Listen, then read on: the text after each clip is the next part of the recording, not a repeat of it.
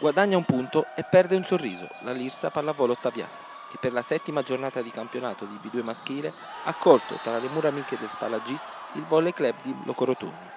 Un tie break che non soddisfa appieno il bel gioco espresso dai ragazzi vesuviani. Nonostante il rendimento a corrente alternata, infatti, i ragazzi di coach Russo hanno messo in mostra capacità e carattere. Sin dalle prime battute si è percepito che non sarebbe stata una partita semplice per i partenopei.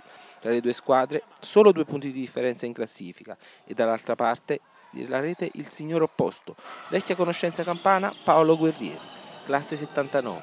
Un passato tra le giovani promesse di Casa Modena ed esperienza da vendere a tutte le categorie ed in giro per i palazzetti d'Italia. Il clima artico non ha fermato lo spettacolo. Nel corso del match si è potuto assistere a più capovolgimenti di fronte. Coach Russo ha attinto più di una volta dalla panchina. Ottima la prova di Calabrese e Contursi, buona la prestazione del nuovo arrivato in casa GIS Antonio Guancia, ex Tripalda di A2, ma niente da fare. Guerrieri ha fatto la voce grossa in battuta e dalla seconda linea. Primavera si è dimostrato giovane ma risolutivo ed i pugliesi sono tornati a casa con 2 punti in tasca. Rammarico per i ragazzi vesuviani che già pensano all'8ª di campionato. Appuntamento domenica prossima a Tricase, Lecce, per vedere cosa accadrà.